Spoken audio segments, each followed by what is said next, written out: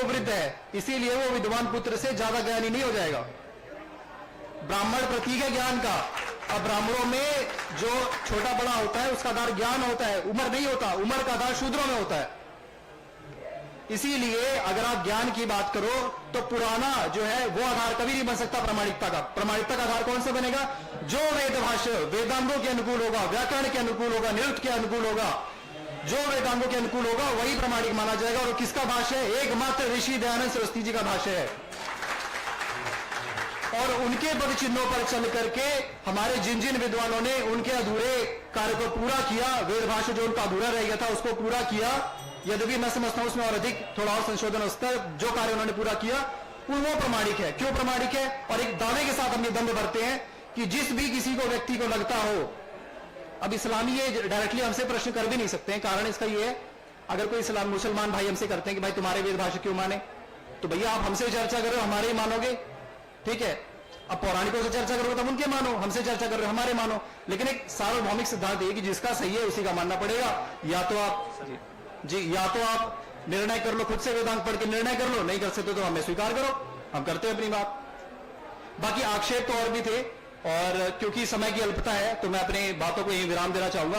अंत में बस एक बात कहना चाहूंगा मेरी तरफ से यह है कि जो अभी क्या है कि सोशल मीडिया इत्यादि पर जैसे क्या है कि हम आर्य समाज वाले काम तो चालू कर दिया हमने, संगठन भी हो रहा है, युवाओं में भी एकता आ रही है, तो अब विरोध भी बढ़ रहा है।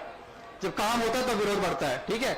तो विरोध बढ़ रहा है तो कुछ कुछ लोग आर्य समाज के खिलाफ वीडियो इत्यादि बनाते रहते हैं, उनको मैं इस मंच से स्पष्ट चैलेंज देना चाहूंगा, बोलना नहीं चाहूंगा, चैलेंज दे रहा हूं, चैलेंज।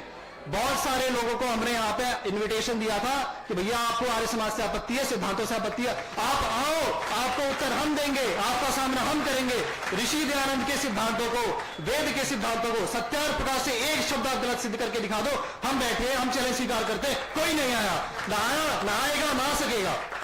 जब तक आर्य समाज है एक भी विधर्मी वेद की तरफ उंगली उठा नहीं सकता, चाहे वो किसी भी मतपंथ संप्रदाय का हो। बाकी आप लोगों ने मुझे धैर्यपूर्वक सुना, आप सभी सम्माननीय लोगों सादर नमस्ते, जय ओम, जय आर्यभट्ट।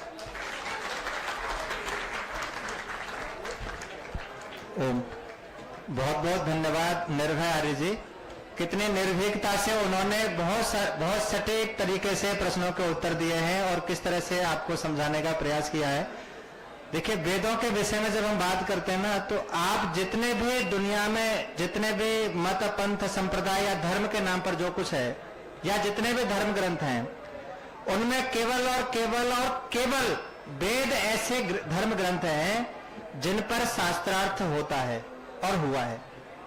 आप मानते हैं? स्वामी दयानंद जी का अगर बहुत बड़ा योगदान है एक वेदों के विषय में, तो बैक टू वेदांत के साथ साथ वेदों की ओर लौटने की ओर प्रेरित करने के साथ साथ उन्होंने कहा कि वेदों पर शास्त्रार्थ कीजिए, अर्थात खुले मंच पर सबके बीच में बैठ करके चर्चा कीजिए। आपको एक धर्म ग्रंथ नहीं मिलेगा जिस पर मंच पर चर्चा हो सके।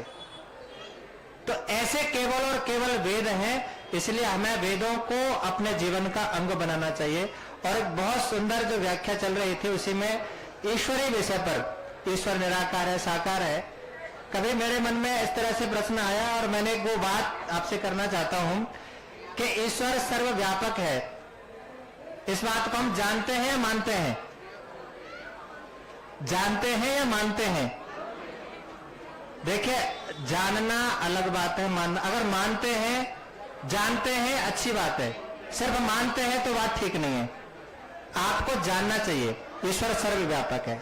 अब मैं आपको अगली बात जो कहना चाहता हूं, अगर ईश्वर सर्वव्यापक है, इस बात को मानते जानते हैं, तो समाज में क्या बदलाव आ सकते हैं? अगर हम ईश्वर को सर्वव्यापक जानते हैं तो समाज में क्या बदलाव आ सकते हैं? इसका बहुत बड़ा बदलाव मैं सामाजिक रूप से देखता हूं। सबसे पहला बदलाव मैं ये देख सकता हूं कि कोई भी व्यक्ति पाप कर्म करने के लिए प्रवृत्त होगा, गलत कार्य करने के लिए प्रवृत्त होगा, तब वो क्या देखा? एकांत देखेगा। एकांत यानी उसको कोई नहीं देख रहा। जो व्यक्ति ये जानता है ईश्वर सर्वव्यापक है, तो क्या वो व्यक्ति कभी गलत कार्य कर सकता है? नहीं कर सकता।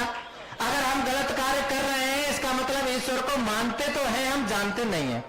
वो आप निर्णय कीजिए, मैं व्यक्तिगत नहीं जा रहा हूं। और दूसरा जो बड़ा सामाजिक बदलाव में जो देखता हूं वो ये है ईश्वर को सर्वव्यापक मानने का, कि वो ईश्वर आपके अंदर भी है और मेरे अंदर भी है, सबके अंदर वो ईश्वर है। तो मैं ये छोटे छोटे जो हमने विभेद बनाए हुए हैं जाति के नाम पर और न जाने किस किस के नाम पर, क्या ये भेद हो सकते हैं? क्या ये नहीं हो सकते? ये सारे भेद मिट सकते हैं। इसलिए ईश्वर को सर्वव्यापक सिर्फ मान ले, जान ले। हम मानने की बात नहीं कर रहा हूं, मैं जानने की बात कर रहा हूं। हम जान लेंगे तो हमारे व्यक्तिगत जीवन और सामाजिक जीवन में बहुत बड़ा परिवर्तन हमारे जीवन में आ सकता है। तो मैं निर्भय जी का बहुत बहुत धन्यवाद करता हूं, बहुत सुंदर विचार उन्होंने रखे। अब अगले विचारक के रूप में हमारे बीच आचार्य मोहन आर्य जी उपस्थित